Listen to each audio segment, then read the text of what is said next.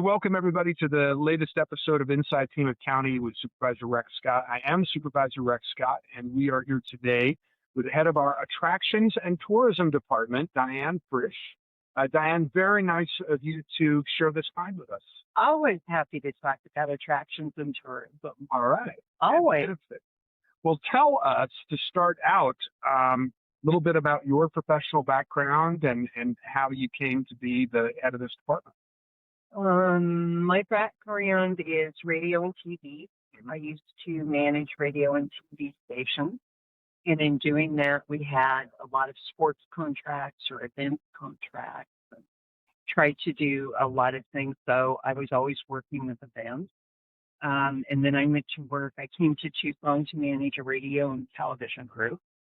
I worked for Fox Sports when we had the MLB, the hockey, we had a football contract, so we had a lot of those contracts and worked with them. And I just really enjoyed that arena. And then I was actually working on the Center Match Play here in Tucson, and I needed some help with some water and needed it from the county, and came and did a wholesale pitch, and they said, we get it. We know what you need. And so evidently then they called me later and we started talking, and I came to work here. So shaped events and festivals and all kinds of. How long have you been in your position? I've been here 9 years. Okay. All right. And was the department already in place when you came in? The department was in place. It's grown because the historic courthouse wasn't open yet, and that became the visitor center, contracts with that, and then we expanded these properties that Pima County owns. We hold some of the contracts, but we manage them in conjunction with the real experts. I always say we do it as a team with CLR or with flood control or with someone else. So it's a team effort.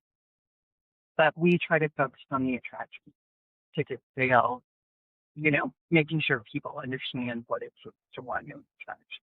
So how many people do you have working with you in your department, and what are the main areas of responsibility for the department? We have 5 people upstairs in the office. Myself, the Deputy Director, Catherine Campbell. She does marketing, and then she works with the gift shop and visitor center, the root store. We have 9 employees down there that work part-time and manage and work with the volunteers. The visitor center is open 7 days a week.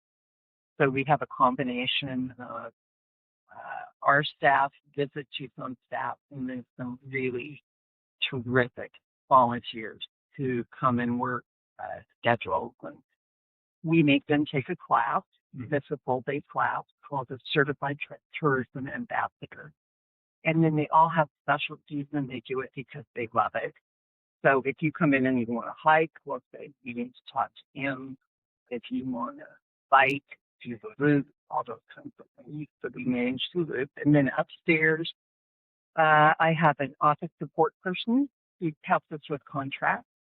I have 2 event people because we do a lot of events where we run them and manage them at the courthouse for rentals. And then we have someone that helps us with outside agencies. The supervisor very kindly gave us $427,000. And we go through a process where we get that money out to attractions. And then a property manager. And the property manager looks at all the leased properties and works on wells and water and historic buildings and all of that.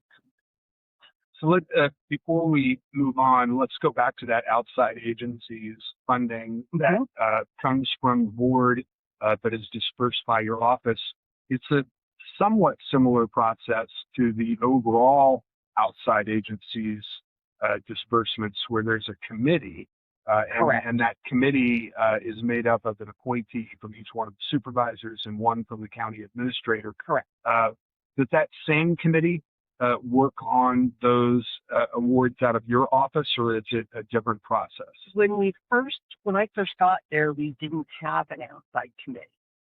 So we shared a committee that's at CWD. Right. We're talking about right now breaking out because we have two different focuses. Sure. Really. Yeah. And so to have someone who really understands art and events and festivals, we think that would be best. But the board allocates the money. Then we spend 2 days going through applications with the committee. And The same committee The same as CWD, but you're looking at the potential of having your own committee that's Yes. more attractions and arts, tourism attractions, focused. festivals, Gotcha. right? Okay. And they just were wearing them out. We're getting so much, applications that they're looking at because the need for money is really there. So we want to make sure we're asking the right questions. We're looking at, do they have a good board? Are they able to handle the money? Right. Success. So you're holding the hands of the CWT team through this process. Though they held our hands at the beginning. Okay. But now we work with the committee and they understand the process and I got you. why it's important to have people that really, you don't want to just give out money and say, oh, we get you money and next year we'll give you money and next year. We really look for growth. You really look for what other sponsors do they have? Can they grow? There's a whole list of criteria. It almost seems to me if we went in the direction where you had your own review committee, that it's not one where we necessarily want it appointed by the board because you want people who had a background in attractions and tourism. And if it was a committee appointed by the board, we'd almost need some criteria for the people that We're certainly happy to get that. I think it's nice to have a nice representation on the board. So we have someone on the board now that's from AHA. You have an appointee. Everybody has a different direction where they'll look at things and say, why this event? Why not this event? Right. And they talk it through, allocate the money, and then it goes back to the board for approval. Well, that'll be interesting to see how that plays out. But in terms of, Diane, the overall value of attractions and tourism to the Pima County economy, I know you're dying to talk about that. People so often they think of it as leisure. It's just leisure. No, think of all the people. There are about 24,000 jobs in Pima County that are directly attributable to tourism. They work on golf courses, they work in hotels, restaurants, attractions. So there's the job aspect of it. Then we bring about 6.1 million people to Pima County to come and visit. And they go to attractions. They spend about $3 billion. So it's big business. And we work with a couple other organizations and agencies. When they're here, what we found is a lot of people don't know how big Pima County is. Over 9,000 square a month. Right. So they'll come and we start to talk about, what do you like to do? Where would you like to go? And you start talking about biking on the roof or mountain biking or eating one of the last 2 Titan missile museums. The only one that's open to the public. You have the Pima United States Museum. You have Arizona Soaring Desert Museum. And we find out that they longer. But we try to focus them on what do you like to do? Art, music, history. You've got tons of them. What's the line of demarcation in terms of the responsibilities of your office as opposed to the responsibilities for Visit Tucson, where the county has a contractual relationship? We do. We manage the contract for Visit Tucson. Okay. They are a 501c6, so they're a membership-based organization. They get a percentage of that taxes. 50% of the 6% that taxes is unincorporated Pima County. So they have a client base. We work with everyone throughout the county.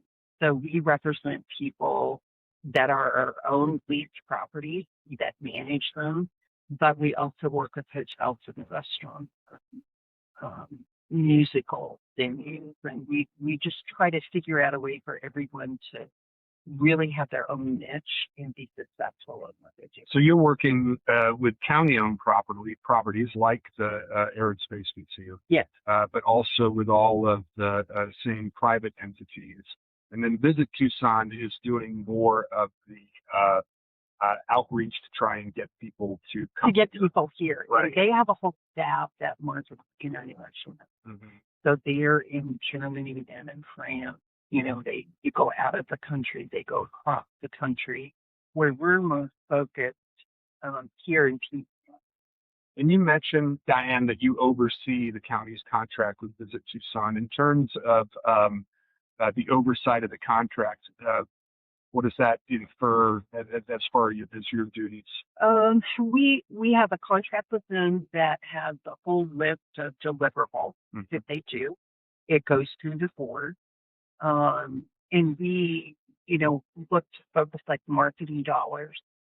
When they quarter opens, we'll look for some support from them. We have a whole list of criteria that we outline for them. We meet with them every other week. Felipe and I meet and talk about what's happening, where do we help, what do we do. And then we also meet with Film Tucson because my office does all the film summits that come into the county, and Sports Tucson.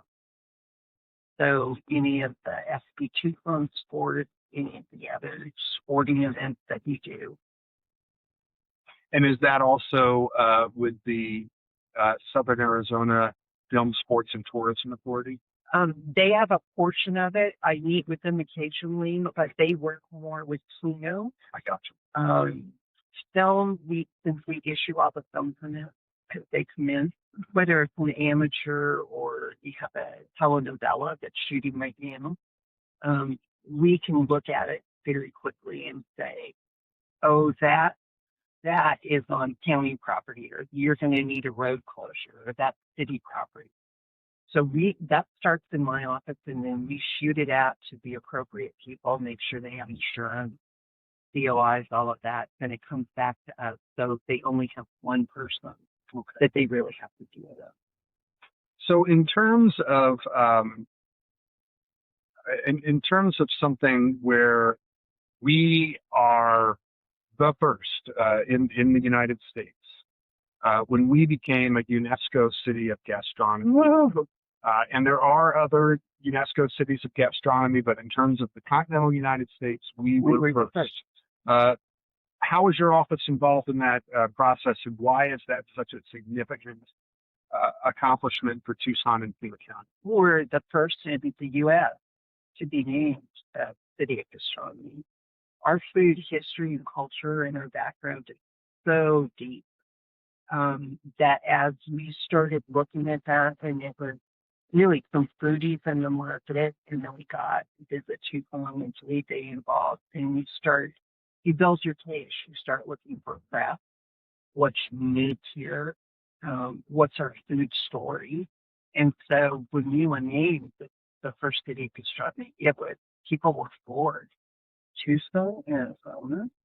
But then you start talking about not New York, not San Francisco. Not San Francisco, not New York, not, any of the big three cities. For UNESCO, what do you think was the clincher in terms of Tucson being that inaugural city of gastronomy in the United States?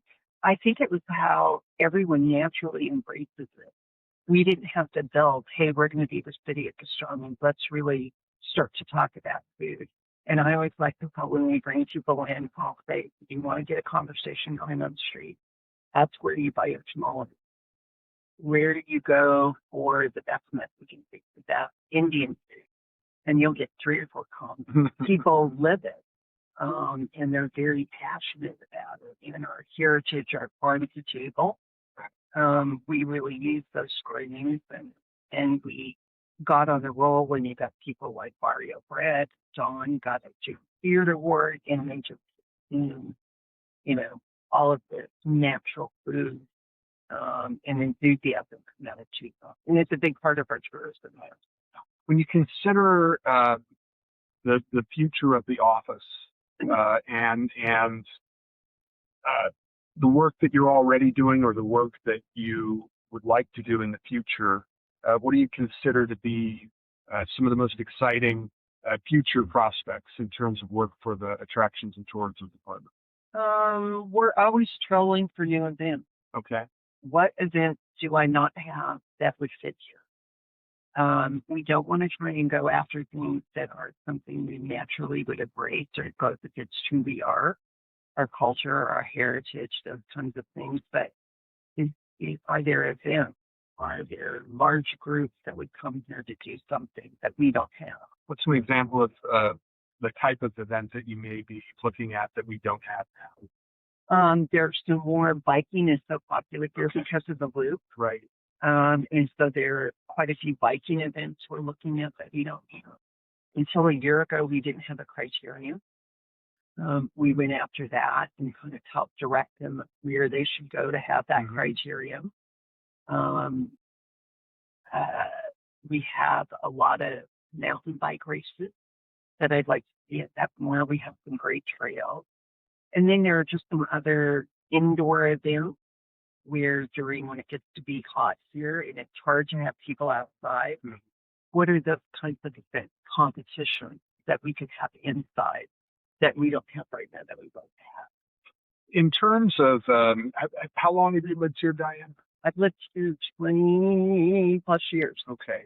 In terms of what brought you here and what keeps you here, when you talk with people who are visiting Tucson and Pima County for the first time, from your own personal experience, what brought you here? What keeps you here? The opportunity brought me here to one station, but then I'll tell you, you get up in the morning and you're sitting in December on the patio by the pool, and you're not shoveling snow. And you can. I like to do a lot of different things. So hike and bike and do all those things, and it's so easy. Golf is very easy here.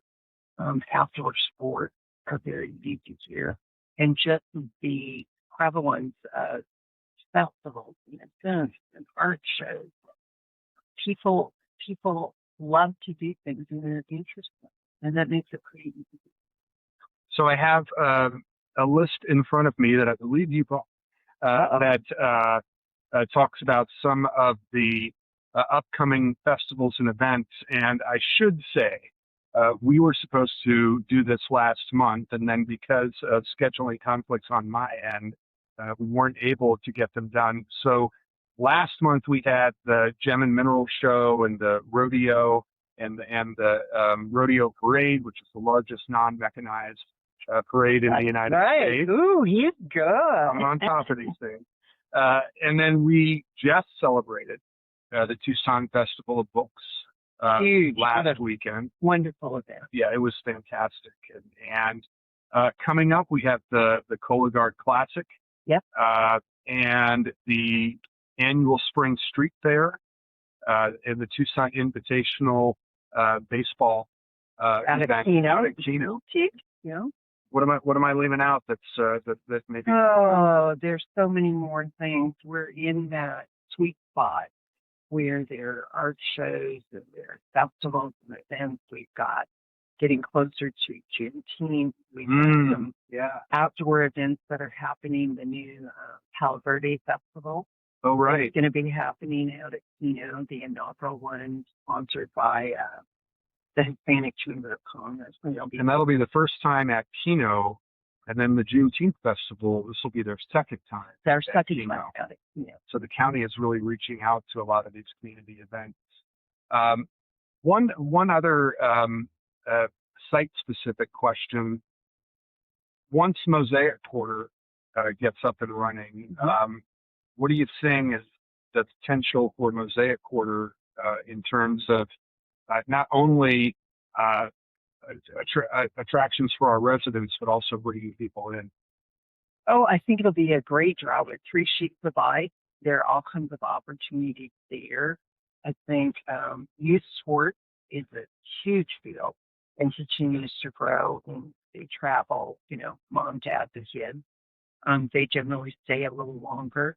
So looking to have other places that are open for them, I think will be a huge advantage. I mean, with Mosaic Quarter growth, and it's a public-private partnership. So as they add hotels and restaurants, we have just over 17,000 hotel rooms right now, and we always need more.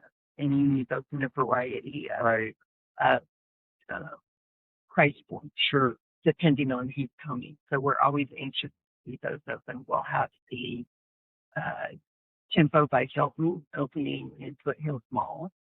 We'll have, that will be just opening the Arizona Hotel, working on that, get that going. And we hope that will be, someone said 27. I think it'll be closer to 28. Okay. It'll be nice to have the former Arizona Hotel up and running again.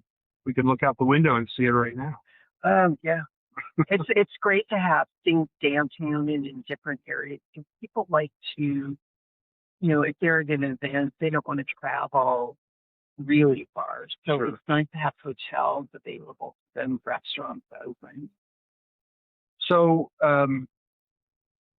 the one thing I wanted to ask about Mosaic Quarter is you were talking earlier about getting new cycling events here. Mm-hmm. I had heard that not just some of the facilities out there, but potentially just the area itself might open up the option of expanding some of our cycling options. It could. Now, I'm not privy to all of that because it's a different, Mosaic Quarter works on that. But as they go down that road, we'll see what other events we can do. Excellent. And for us, anything isn't in a parking lot. It's a venue. All right. We have the new velodrome. I don't know if you've been out to see that. It's out on the east side, right? Yeah. Uh-huh. Off Houghton, and that's a wonderful new facility that's on county property, was built with private funds. And we're hoping that, the Olympics are upcoming in LA, and there's going to be a lot of people needing to train. So the velodrome, that could work out beautifully. So I always ask a variation of this as the final question. When you think of everything that you're working on, that you're excited about, that you want people to know about with the Attractions and Tourism Department, anything that we didn't talk about that you want to plug before we sign off? Gosh, there's probably so many. I think just our continued efforts to bring more things here and change as we need to with the time and the pitches. Climate change is something they're certainly looking at. Right. That's going to alter the way we do some events, and how large or small and when they're held. So that's one of the things we're looking at. Well, I appreciate always, Diane, how passionate you are about our home and how committed you are to this work. I think we're really lucky to have you heading up this very important department. Thank you. Thanks for your time today. You bet. And thank you all very much.